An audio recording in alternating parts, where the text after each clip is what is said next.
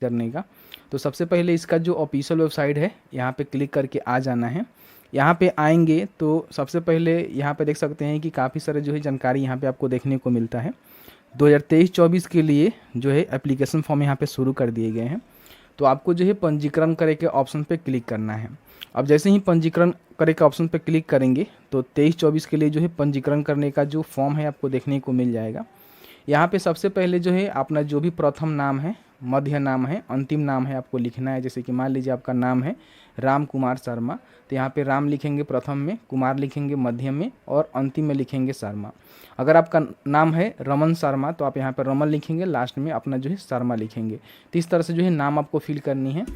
फिर यहाँ पे एक जो है आपको मेल आईडी देनी है। मेल आईडी जो है पूरी तरह से वैलिड होना चाहिए क्योंकि इसका काम जो है समय समय पर लगेगा। उसके बाद यहाँ पे क्या यह आपका नया व्यवसाय है आपको बताना होगा। तो आप यहाँ पे यस कर सकते हैं या फिर नो कर सकते हैं अपने हिसाब से जो भी है। जैसे कि मान लीजिए आप नया उद्यम लगा रहे हैं, नया व्यवसाय कर रहे हैं तो यस करेंगे। अगर आपका पुराना है तो आप यहाँ पे नो करेंगे, ठीक है। उसके बाद अपना जो लिंग है आपको बतानी है कि आप स्त्री हैं, पुरुष हैं या फिर अन्य हैं, जो भी है आप यहाँ पे उसका चयन करेंगे। उसके बाद एक मोबाइल नंबर यहाँ पे आपको लिखना है और उसके बाद अपना जो आधार नंबर है उसको यहाँ पे टाइप करनी है। और यहाँ पे आवेदन का जो प्रकार है आपको यहाँ पे चयन करना होगा। अब यहाँ पे जो है 1, 2, 3, 4 तरह के जो है आवेदन का प्रकार आपको मिलेगा। तो इसका मतलब क्या है समझिए। देखिए यहाँ पे आपको हम बता दें कि इसमें जो है 4 प्रकार का स्कीम होता है। जैसे कि अभी हमने रिसेंट वीडियो में आपको बताया था, मुख्यमंत्री अनुसूचित जाति अनुसूचित जनजाति उद्यमी योजना के तहत जो भी SC ST यानी कि अनुसूचित जाति अनुसूचित जनजाति के जो भी लोग हैं वो आवेदन करते हैं। उसके बाद यहाँ पे मुख्यमंत्री अति पिछड़ा वर्ग उद्यमी योजना, इसके अंतर्गत जो भी अति पिछड़ा से आते हैं वो लोग यहाँ पे आवेदन करेंगे। मुख्यमंत्री महिला उद्यमी योजना, इसके अंतर्गत जो भी महिलाएं होती है चाहे वो किसी भी वर्ग से क्यों ना हो वो अपना जो है आवेदन यहाँ पे भर सकती है। और मुख्यमंत्री युवा उद्यमी योजना, इसमें बेसिकली होता क्या है कि जो भी जनरल के मेल होते हैं या फिर यूँ कह ले कि जो BC होते हैं, बैकवर्ड क्लास होते हैं, जैसे कि EBC तो यहाँ से फॉर्म को फिल कर पाएंगे लेकिन BC जो है इसमें उनको फॉर्म फिल करना होगा। तो जनरल और BC से आते हैं तो आप मुख्यमंत्री युवा उद्यमी ही आपको सिलेक्ट करना होगा, जिसमें आपको 1% जो है वार्षिक ब्याज भी देखने को मिलता है। बाकी किसी में आपको ब्याज नहीं देना होता है, ठीक है। तो अपने हिसाब से इसको सिलेक्ट करेंगे। तो यहाँ पे देखेंगे अनुसूचित जाति अनुसूचित जाति मिलेगा, अति पिछड़ा वर्ग मिलेगा, महिला उद्यमी मिलेगा, युवा उद्यमी मिलेगा। इसका जो सिलेक्शन है सही ढंग से करिएगा, नहीं तो आगे चल के जो है आपको काफ़ी यहाँ पे परेशानियों का सामना करना पड़ेगा। क्योंकि यहाँ पे जो है काफ़ी सारे लोग मिस्टेक करते हैं और बाद में उनको कोई भी ऑप्शन नहीं मिलता है यहाँ पे इधर उधर करने का। तो एक बार इसको समझ लीजिएगा कि आखिर कौन लोग किस में भरेंगे। जैसे कि महिला है तो महिला वाले में भरिएगी, कोई भी कैटेगरी से आती कर लेना है जो भी आपका है। और उसके बाद OTP प्राप्त करके ऑप्शन पे आपको क्लिक करना है। अब यहाँ पे आपको जो है कंफर्म करना होगा। जैसे कि आगे बढ़ने से पहले जो भी सावधानी और चेतावनी है इसको पढ़ना होगा कि किस योजना के तहत जो है कौन लोग आवेदन कर सकते हैं, यहाँ पे जानकारी दिया गया है, ठीक है। यहाँ पे देख सकते हैं कि बोला गया है कि मुख्यमंत्री अनुसूचित जाति अनुसूचित जनजाति योजना, इस योजना अंतर्गत केवल अनुसूचित जाति अनुसूचित जनजाति के पुरुष महिला आवेदक ही आवेदन करने के लिए पात्र होंगे। वैसे महिलाओं के लिए अलग से भी आता है, तो महिलाओं के लिए भी आप अलग से भर सकते हैं। इस योजना के अंतर्गत सभी वर्ग के महिला जो है आवेदन भरने के लिए पात्र होगी यहाँ पे। अगर आप चाहें तो देखिए महिला है तो आप और जैसे कि अनुसूचित जाति अनुसूचित जनजाति से आप महिला भी हैं तो इसमें भर सकती हैं, ठीक है। लेकिन आप चाहें तो अलग से जो महिला युवा उद्यमी है उसमें भी आप चाहें तो भर सकते हैं। तो इस तरह से जानकारी दी गई है, इसको आप देखेंगे, ठीक है। उसके बाद यहाँ पे आपके सामने आएगा कि आपने आवेदन का प्रकार अति पिछड़ा वर्ग का चयन किया हुआ है और आपका फ़ोन नंबर इतना है और आपका फॉर्म जमा करने के लिए ओके दबाएं। तो यहाँ पे ओके करेंगे, ठीक है। तो ओके करने के बाद यहाँ पे आवेदन फॉर्म जो है यहाँ पे आपका प्रोसेसिंग में है। अब यहाँ पे जो है आपके नंबर पे एक OTP सेंड किया गया है। OTP को आपको यहाँ पे डालकर सबसे पहले सत्यापित करना है। अगर आपका OTP नहीं जा रहा है तो पुनः आप यहाँ पे OTP सेंड कर सकते हैं। आपका जो OTP है यहाँ पे सत्यापित हो जाएगा। अब यहाँ पे अपना जो है आधार नंबर डालना है और आपको जो है एक मैसेज के द्वारा पासवर्ड मिला होगा, ठीक है। उस पासवर्ड को यहाँ पे डालकर आपको जो है लॉगिन के ऑप्शन पर क्लिक करना है। जैसे ही लॉगिन करेंगे तो आपका जो आवेदन पत्र का नमूना है आपको देखने को मिल जाएगा। अब यहाँ पे कुछ स्टेप है, जैसे कि व्यक्तिगत जानकारी आपको भरना है, शिक्षा की जानकारी भरना है, व्यवसाय का ब्यूरो डालना है, बैंक ब्यूरो डालना है, दस्तावेज अपलोड करना है। तो ये जो है स्टेप आपका है फॉर्म फिल करने का। तो सबसे पहले आपने जो नाम डाला हुआ है नाम यहाँ पे देखने को मिलेगा। अब यहाँ पे जो प्रोजेक्ट टाइप है आपको बतानी होगी कि आप जो है किस प्रकार के प्रोजेक्ट लगा रहे हैं। इसमें जो है इसको 3 भागों में बांटा गया है, कैटेगरी A, कैटेगरी B और कैटेगरी C। इसके लिए आप पोर्टल पे आएंगे तो 23-24 के लिए जो परियोजना की सूची है उसको जारी कर दिया गया है। यहाँ क्लिक करके ऑप्शन पर क्लिक करेंगे तो आपके सामने जो है परियोजना का जो सूची है देखने को मिल जाएगा कि कैटेगरी A में जो है कौन कौन से यहाँ पे परियोजना है, कैटेगरी बी में कौन कौन से परियोजना है और कैटेगरी सी में कौन कौन से परियोजना है। तो इसको आप देख लेंगे, इसमें नाम लिखा गया है कि कौन सा परियोजना में जो है आप अपना बिजनेस करना चाहते हैं, तो उसकी जानकारी आप यहाँ पे भरेंगे।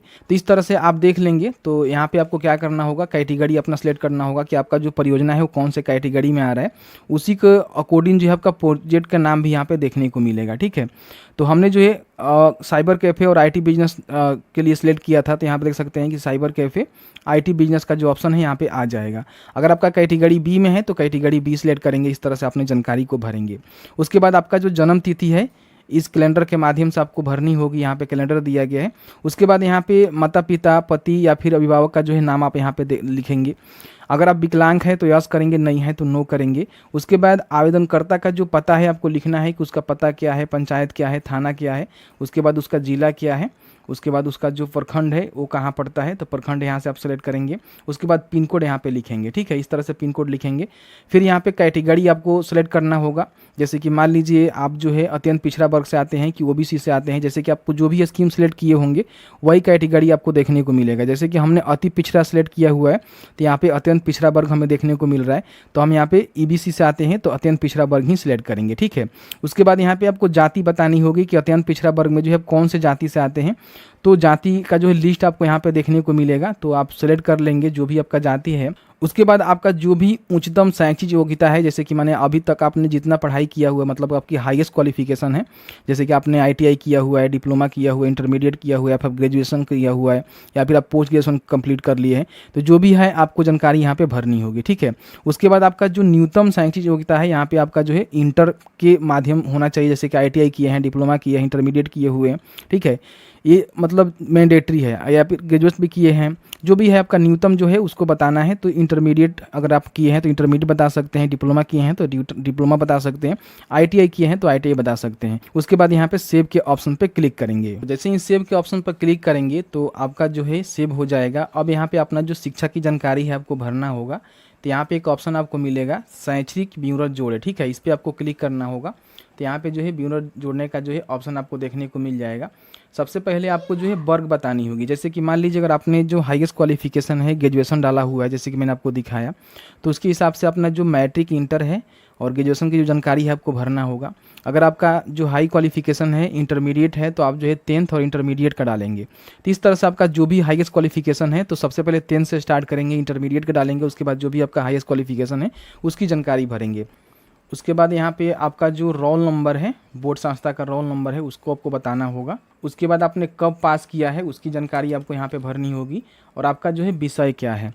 तो मैट्रिक में जो भी आपका विषय है, जैसे कि मान लीजिए आपका हिंदी है, ठीक है, तो हिंदी लिखेंगे, इंग्लिश है तो इंग्लिश लिखेंगे, साइंस है तो साइंस लिखेंगे, सोशल साइंस है तो सोशल साइंस लिखेंगे। ठीक है, और उसके बाद संस्कृत है तो संस्कृत लिखेंगे, या फिर उर्दू है तो उर्दू लिखेंगे। जो भी आपका है उसको आप यहाँ पे भरेंगे और जोड़े के ऑप्शन पर क्लिक करेंगे तो आपका जो है इस तरह से जानकारी जुड़ जाएगा कि आपने जो है 10th पास कौन से बोर्ड संस्था से किया हुआ है। ठीक है, उसका रोल नंबर क्या है, कब आपने पास किया हुआ है और उसका विषय क्या है। ठीक है, उसके बाद इसमें किसी प्रकार का परिवर्तन करना चाहते हैं तो आप इसको हटाकर दोबारा भी ऐड कर सकते हैं। फिर इसके बाद जो इंटरमीडिएट की जानकारी है उसको आपको भरना है। तो यहाँ पे इंटरमीडिएट की जानकारी आपको भरेंगे, जैसे कि यहाँ पे 12वीं पास आप लिखेंगे इस तरह से। ठीक है, उसके बाद बोर्ड संस्था का नाम आपको लिखनी होगी। उसके बाद आपका जो भी रोल नंबर है उसको आपको यहाँ पे भरनी होगी। उसके बाद यहाँ पे कब आपने पास किया हुआ है उसकी जानकारी भरेंगे। फिर यहाँ पे विषय आपको डालना है कि आपने जो है इंटरमीडिएट कौन से विषय से किया हुआ है, तो उसकी जानकारी आप यहाँ पे भर सकते हैं। जैसे कि आपने PCM किया हुआ है तो PCM आप यहाँ पे लिख सकते हैं, और उसके बाद यहाँ पे जोड़े के ऑप्शन पे आप क्लिक करेंगे तो ये भी जानकारी आपका यहाँ पे जुड़ जाएगा। उसके बाद फिर से जो है आपको ग्रेजुएशन की जानकारी डालना होगा, जो भी आपका हाई क्वालिफिकेशन आपने पिछली व्यक्तिगत जानकारी में भरा हुआ है उसके हिसाब से। तो यहाँ पे आपका जो है लिखेंगे, जो भी आपका ग्रेजुएशन है वो आपको बताएंगे। तो यहाँ पे ग्रेजुएशन लिखेंगे। उसके बाद आपने जो है कौन सी यूनिवर्सिटी से ग्रेजुएशन किया हुआ है उसकी जानकारी आप यहाँ पे लिखेंगे। फिर इसके बाद आपका रोल नंबर क्या है आपको बताना होगा। उसके बाद आपने कब पास किया हुआ है, पासिंग ईयर आप बताएंगे। उसके बाद यहाँ पे विषय क्या था उसमें, तो जैसे कि मान लीजिए अगर आपने जो है BSc किया हुआ है तो BSc आप लिख देंगे। ठीक है, इस तरह से BSc लिख कर जो भी आपका ऑनर्स होगा, ऑनर्स भी आप यहाँ पर चाहे तो लिख सकते हैं। आप देख लेंगे आपने क्या किया हुआ है, उसके हिसाब से आप जो है जानकारी यहाँ पे भरेंगे। ठीक है, तो इस तरह जानकारी भरेंगे, जोड़े के ऑप्शन पर क्लिक करेंगे तो ये भी आपका यहाँ पे जुड़ जाएगा। ठीक है, उसके बाद यहाँ पे जो है व्यवसाय का ब्यूरो पृष्ठ पर जाए के ऑप्शन आपको मिलेगा, यहाँ पे क्लिक कर सकते हैं, या फिर आप चाहें तो यहाँ भी क्लिक कर सकते हैं।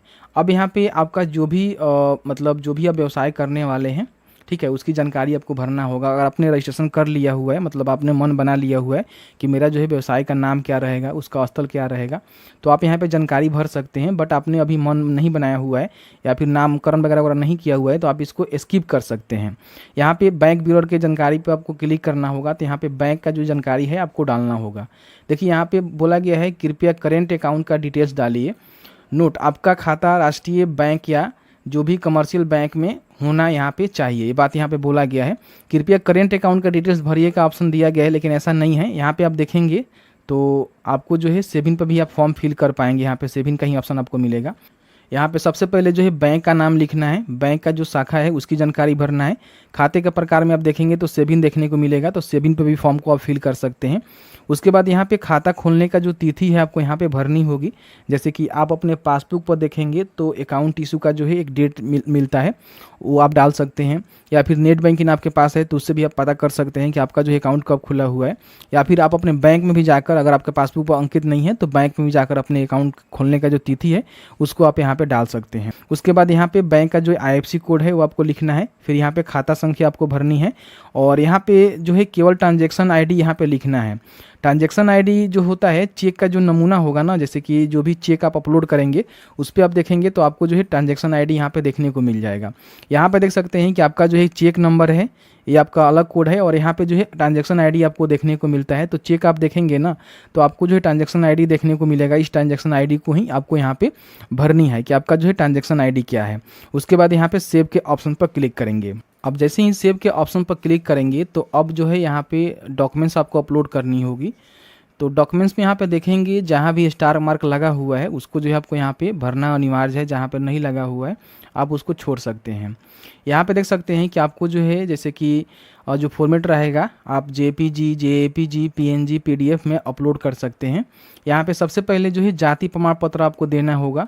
महिलाओं के लिए वैकल्पिक रखा गया है, लेकिन ऐसा नहीं है। महिलाओं के लिए जो है आप जाति प्रमाण पत्र जरूर अपलोड करेंगे, जो कि उसके जो पिता है उसके नाम से इशू होना चाहिए। पति के नाम से इशू होगा तो नहीं चलेगा, ठीक है, इस बात को ध्यान रखिएगा। तो यहाँ पे जो है सबसे पहले जाति प्रमाण पत्र, उसके बाद मैट्रिक का जो 10वीं का प्रमाण पत्र है जन्म तिथि दिखाने के लिए, जो मैट्रिक का मार्कशीट है उसको आप यहाँ पे अपलोड करेंगे।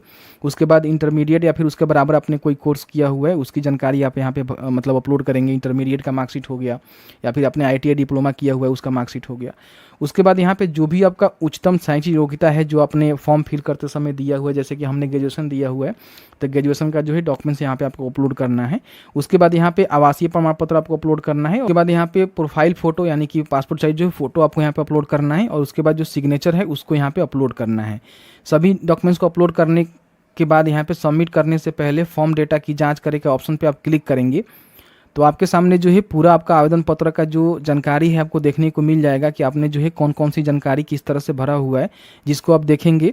और उसके बाद जो है अगर किसी प्रकार का व्यक्तिगत जानकारी में आपको संपादित करना है तो आप यहाँ पे उसको संपादित कर सकते हैं। और उसके बाद नीचे आएंगे, उसके बाद यहाँ पे फॉर्म जमा करे का ऑप्शन पर क्लिक करेंगे तो आपका जो फॉर्म है इस तरह से जमा हो जाएगा, ठीक है। उसके बाद यहाँ पे फाइनल सबमिट का ऑप्शन पे आप क्लिक करेंगे तो आपका जो है फाइनल सबमिट हो जाएगा। और फाइनल सबमिट होने के बाद आपको जो है कुछ इस तरह से रिसीविंग मिलेगा, जहाँ पे आपका एक रेफरेंस नंबर आपको दे दिया जाएगा, जिसको आपको नोट डाउन करके रखना है, क्योंकि भविष्य में जो है इसका काम लगता रहता है। तो इस तरह से जो है फॉर्म को आपको भरनी है और इसको प्रिंट कर